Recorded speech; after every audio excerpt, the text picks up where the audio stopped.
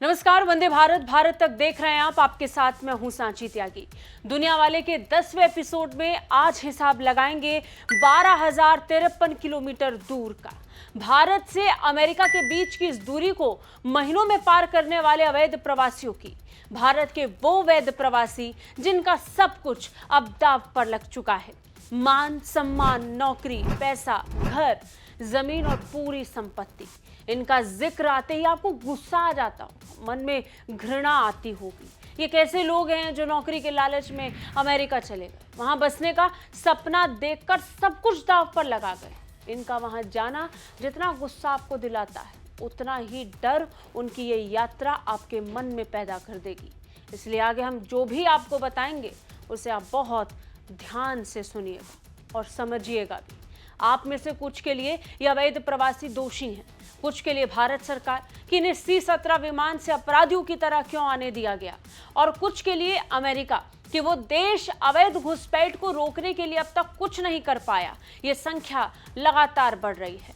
लेकिन इस पहलू का एक और पक्ष है और वो है माफिया, या कुछ इस शब्द को कार्टेल के नाम से भी जानते हैं। इन्हीं माफियाओं का जाल पूरी दुनिया में कैसे फैला, आज यही समझेंगे। दुनिया वाले में आज बात उस मेक्सिको माफिया की जिसने अमेरिका और भारत में भूचाल ला दिया है। तो शुरू करते हैं आज का वीडियो।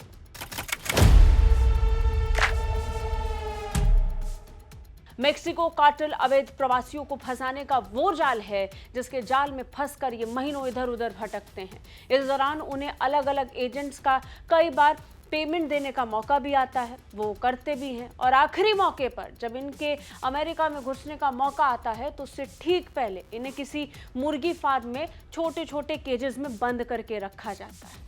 न्यूज एजेंसी एपी की रिपोर्ट की माने तो ग्वाटेमाला से मेक्सिको में जब ये लोग प्रवेश करते हैं तो उसके बाद ये लोग सबसे पहले एक बड़े ढांचे के अंदर सोते हैं, एक लंबा वक्त यहाँ बिताते हैं, जिसके ऊपर एक छत होती है। किसी ग्रामीण खेत के चारों तरफ कुछ बाड़ लगी होती है। वो इसे मुर्गी का पिंजरा कहते हैं। और जब तक वो इसे चलाने वाले कार्टेल को पैसा नहीं देते तब तक वो यहाँ से नहीं निकल पाते। यानी जितनी जल्दी पैसे का इंतजाम होगा उतना जल्दी आप यहाँ से निकल पाएंगे। आज़ादी आपको मुबारक होगी, नहीं तो मुर्गे के पिंजरे में आप लंबी कैद की तरह रहेंगे।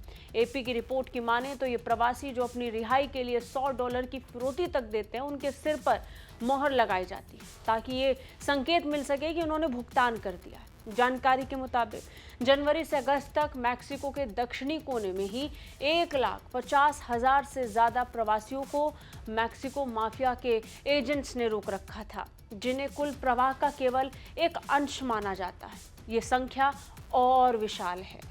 अमेरिका से वापस लौटे 104 अवैध प्रवासियों में से एक उत्तर प्रदेश के देवेंद्र थे, जिन्होंने अपनी आपबीती बताई।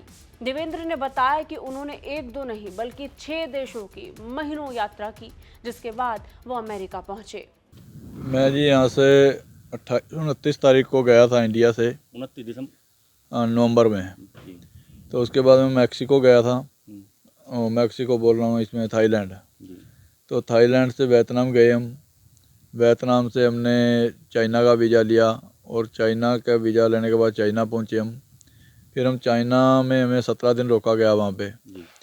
तो 17 दिन रोकने के बाद में फिर वहाँ से हमने सल्वाडोर का वीज़ा लिया। फिर वहाँ से हम सल्वाडोर गए, तो 2 दिन हम सल्वाडोर रुके। सल्वाडोर पे फिर हमें जो उसका एजेंट का आगे बंदा था डोंकर का, तो वो हमें लेने के लिए आया। वो हमें अपने घर पे ले गया, तो उसने हमें वहाँ पे रखा। तो फिर वहाँ पे उन्होंने कुछ पेमेंट की डिमांड की, तो चलो हमने पेमेंट उन्हें प्रोवाइड करवाई। कितना पेमेंट? 10 लाख रुपए प्रोवाइड करवाया हमने वहाँ पे उसको। फिर वहाँ से वो हमें आगे ग्वाटेमल ले गया।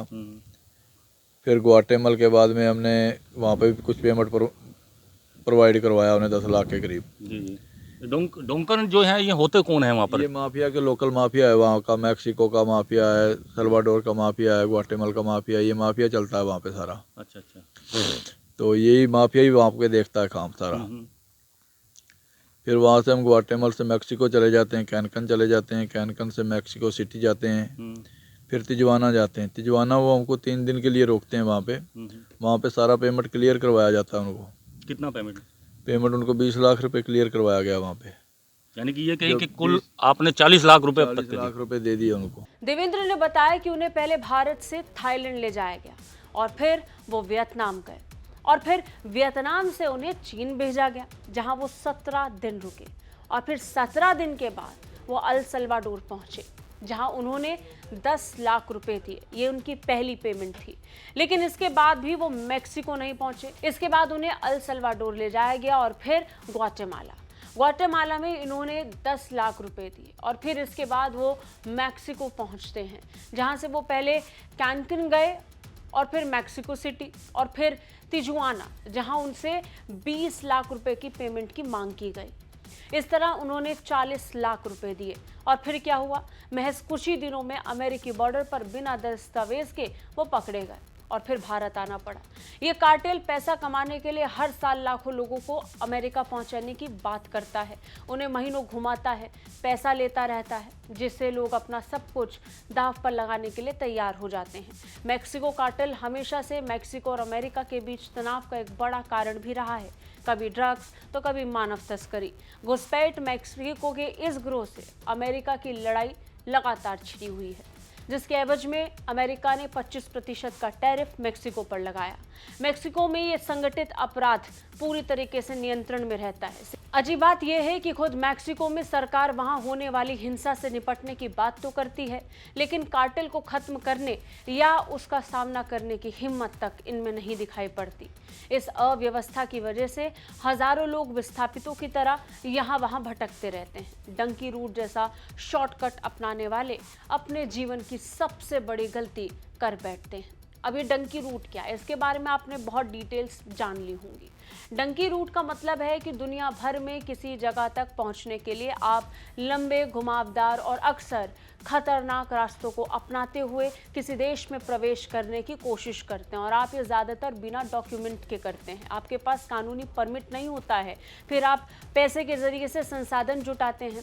यात्रियों को उन देशों में भेजा जाता है जहां वीज़ा ऑन अराइवल की सुविधा हो और फिर उन्हें अवैध सीमा पार कराकर उनके गंतव्य देशों में भेज दिया जाता है। डंकी रूट पर यात्रा करने की औसत लागत 15 लाख से 40 लाख रुपए तक जाती है, लेकिन ये कभी कभी 70 लाख तक पहुंच सकती है। कुछ एजेंट्स ज़्यादा पैसों में कम परेशानी वाला रास्ता तय करते हैं। वो ये वादा करते हैं कि आपको बहुत आसानी से पहुंचा देंगे, लेकिन मैक्सिको और अमेरिका के बीच में बाढ़ लगी है और इसी बाढ़ की वजह से लोग इसे कूदकर, इसे फांद कर जाने के लिए भी तैयार हो जाते हैं। 3140 किलोमीटर लंबी इस सीमा पर बड़ी बाढ़ लगी है, जिसे प्रवासियों को कूदकर पार करना पड़ता है। सीमा पार करने के बाद प्रवासियों को वहां मौजूद पुलिस हिरासत में ले लेती है और फिर ये शिविरों में इन्हें रखा जाता है, जिसके बाद किसी देश के अवैध प्रवासियों की संख्या बस बढ़ती रहती है। भारतीयों के साथ भी ऐसा ही हुआ। बड़े सपनों को पैसों से खरीदने की कोशिश ये कम समय में करना चाहते हैं, जिसके लिए ये शॉर्टकट अपनाते हैं।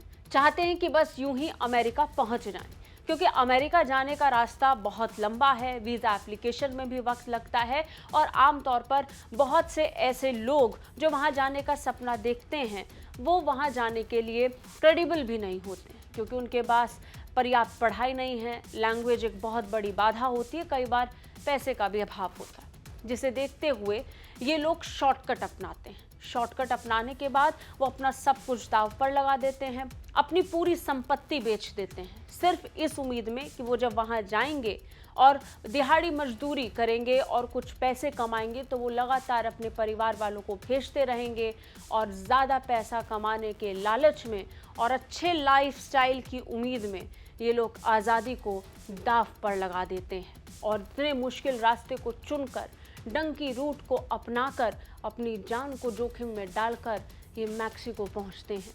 और एक बार मैक्सिको के कार्टेल के हत्थे चढ़ने के बाद अंजाम क्या होता है ये बस वही जानते हैं जो इनके हत्थे चढ़े हों। आपको कैसी लगी रिपोर्ट कमेंट करके हमें ज़रूर बताएं। जय हिंद।